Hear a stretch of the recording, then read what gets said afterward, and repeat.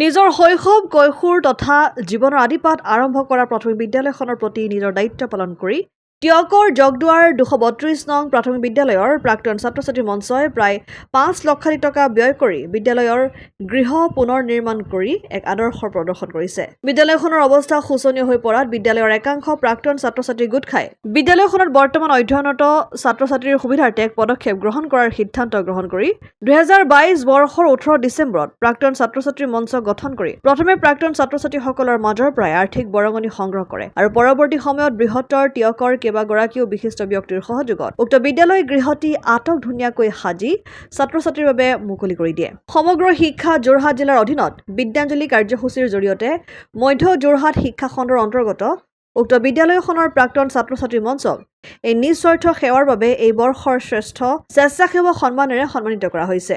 আজি পুৱা প্ৰাৰ্থনা সভাৰ পিছতে সকলো শুভাকাংক্ষী বিদ্যালয়ৰ প্ৰাংগণত উপস্থিত হৈ এই শুভ দিনটো উদযাপন কৰে আৰু আগলৈ এইদৰে বিদ্যালয়খনৰ উন্নয়নৰ হকে আগবাঢ়ি যোৱাৰ সংকল্প গ্ৰহণ কৰাৰ লগতে আধৰুৱা কাম-কাজ সম্পূৰ্ণ কৰিবলৈ চৰকাৰৰ পৰা সহযোগিতা আশা কৰিছে। প্ৰাক্তন ছাত্ৰ-ছাত্ৰী মঞ্চ আমাৰ ১৮ ডিচেম্বৰ ২০২২ চনত গঠন হৈছিল আৰু তাৰপিছত আমি পৰ্যায়ক্ৰমে আমি এই অনুষ্ঠানটো কেনেকৈ কৰিম এই পৰিকল্পনা কৰা হ'ল। আমাৰ জ্যেষ্ঠসকলক আমি উপদেষ্টা হিচাপে ল'লোঁ, লৈ মেলি আমি সেই মিটিংখনতেই আমাৰ বহুকেইজন সদস্যই প্ৰতিশ্ৰুতিবদ্ধ হ'ল। আৰ্থিকভাৱে কোনে কিমান বৰঙণি দিব প্ৰতিশ্ৰুতি দিলে, সেইমতে আমি কাম আগবঢ়ালোঁ। যে এই গোটেই ঘৰটো জৰাজীৰ্ণ অৱস্থা হৈ আছিল। ২০ ফুটৰ এটা ৰুমত গোটেই স্কুলৰ ল'ৰা ছোৱালীখিনি ৩জন শিক্ষক লৈ পেলাই ক্লাছ চলি আছিল। আমি আহি দেখিছিলোঁ যে পাণজোপা যি জাপ খাই আছিল, সেই অৱস্থাটো দেখি আমাৰ বৰ দুখ লাগিছিল।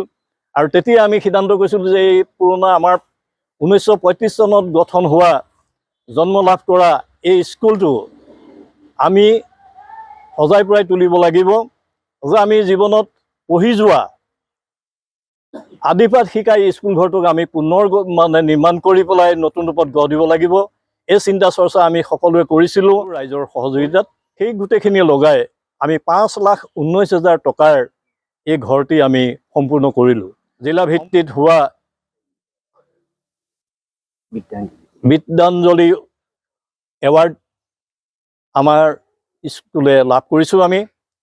যে আৰু আমাৰ বিদ্যাঞ্জলিৰ আমাৰ যোৰহাট জিলাৰ ভিতৰত আমি প্ৰথম স্থান পাইছোঁ। আশা কৰিছোঁ যে চৰকাৰে এই স্কুলখনৰ আধৰুৱা কামখিনি সম্পূৰ্ণ কৰিবৰ কাৰণে আমাক আৰ্থিকভাৱে কিছু সহায় কৰিব বুলি আমি আশা কৰিছোঁ। আজি আমি অতিশয় আনন্দিত হৈছোঁ। আজি প্ৰাক্তন ছাত্ৰ-ছাত্ৰী মঞ্চই নহয়, আমাৰ শুভাকাংক্ষী ৰাইজ ছাত্ৰ-ছাত্ৰী সকলোৱে আনন্দ প্ৰকাশ কৰিছে। আৰু যিদিনাখনি এই কথাটো মই আকৌ অৱগত কৰিবলৈ গৈছোঁ যে যিদিনাখনি এই স্কুল ঘৰটো সম্পূৰ্ণ হৈছে, এই ৰুম চাফ চিকুণ কৰি খুলি দিয়া গৈছে, ল'ৰা ছোৱালীখিনিয়ে যেতিয়া কিৰিলি মাৰি আহি স্কুল ৰুমটোত সোমাইছিল, সেইদিনা তেওঁবিলাকৰ আনন্দ দেখি মোৰ নিজৰে চকুপানী ওলাই গৈছিল। তেওঁবিলাকে বহুত কষ্টত পাঠদান কৰিবলগীয়া হৈছিল। স্কুলৰ বাৰান্দাত বৰষুণ দিয়ে, বাৰান্দাত তেওঁবিলাক পঢ়িবলগীয়া হৈছিল, বৰষুণ আহিলে ভিতৰত সুমুৱাই দিয়া হৈছিল।